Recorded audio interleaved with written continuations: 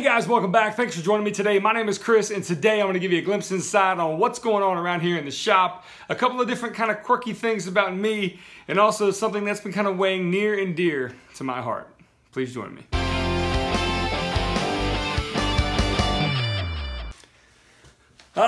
Okay. All right, guys, so I'm going to do this in one take. I'm not going to jump cut this thing. I'm not going to edit it a whole lot. It's just going to be me and you talking about a couple things going on in my shop. And like I said before, there's a couple different things that were asked about me on Instagram that I want to share with you guys as well. And then something that's been weighing near and dear to my heart, like I said in the intro. So without further ado, let's just get right into it. You can see these things behind me. So where do I even begin? Well, let's start with the big one. This is going to be a floating media console that's going to go in one of our kids' playroom. Our kids' playroom. They got one. Yeah, you can see here to the right and to the, well, I guess to the left and right for you, there's going to be two openings that are going to have doors with some storage behind, and behind me is the largest opening, and that's going to be a full extension drawer that's going to have storage for electronic devices, smartphones, you name it, and there's going to be a method to charge them inside that drawer as well. That's going to be floating on the wall, and it's going to be a super sturdy build. Not necessarily a floating shelf, because I have done these on this channel before, but this is going to be something a little different, going to be more of a media console, encompassing some storage as well. All right, so, and also you've kind of noticed these little guys too, these little 8-bit sprites. If you grew up in the 80s like I did, these should bring back quite a bit of nostalgia. Well, I made them with my kids. This one, and that one, and then this one I recently made in a little bit different way. I'm going to show you both methods to do so. They're fairly easy. One's really easy, and it's a fun project to do even by yourself, of course, if you want to add some of that nostalgic flair to the home decor, if you will, or also get those kids involved. Very simple, very fun project. And thirdly, next project, well, I made a writing utensil, a pen, if you will, out of this. This is a piece of PVC, and in it is some resin with, that's right, breadcrumbs. Why breadcrumbs? Well, bread has been my livelihood for the past 20 years, and it has put food, bread, if you will, on my table.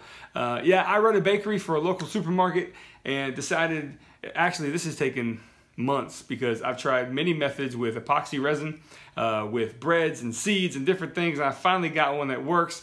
So I posted a picture of the pen. I made it on Instagram and Facebook, got a pretty cool response. People asking me how I did it, so I'm going to make a video on that as well. All right, so Instagram right now is doing this thing where creators in the maker community are asking others, hey, name 5 different things about you, or me in this case, that we may not know. I want to thank Donny and Jason Bates, those two guys, Donny from the Green Woodworker podcast and Jason from JB Woodcraft. I'm going to link their Instagrams down below. Check them out. They definitely put out some good content. Go give them a follow.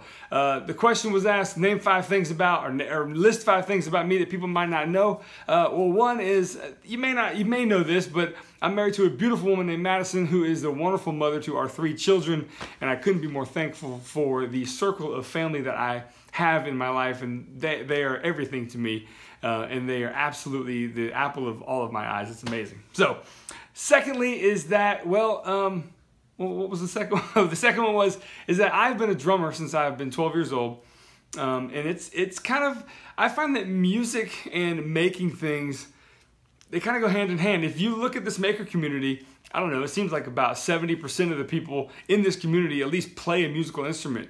50% of them may play the guitar, it seems like. So it seems as making things with your hands is important. Well, whether it's music, whether it's something audio or something visual, it's the fact that you get out there and you make something that once was nothing, you know, and then now you have something. Whether it's a cabinet or a song, it's great fun. And music's kind of what got me into the maker process.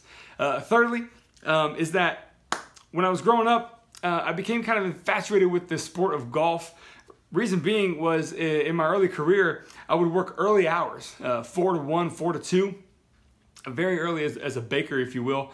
And then I have a whole afternoon to go do something. And as a single man, at that time, I was like, let me strap on a bag of clubs, and I went and walked 18 holes probably 3 or 4 times a week. And I climbed the mountain one time in my life, probably playing 1,000 rounds of golf. I shot par once. 72, I could at least check it off the bucket list, and that was something that I was grateful for. I can't do it again, and you're gonna learn why, because When I was 23 and when I was 29, I had to have spinal fusion surgery where they take discs out and put hip bones in, and I have 8 titanium screws in my lower lumbar, and thank goodness we live in a time right now where, you know, the medical community can actually fix problems like that, because without it, man, I don't know where I'd be, quite frankly. So I'm very thankful for that.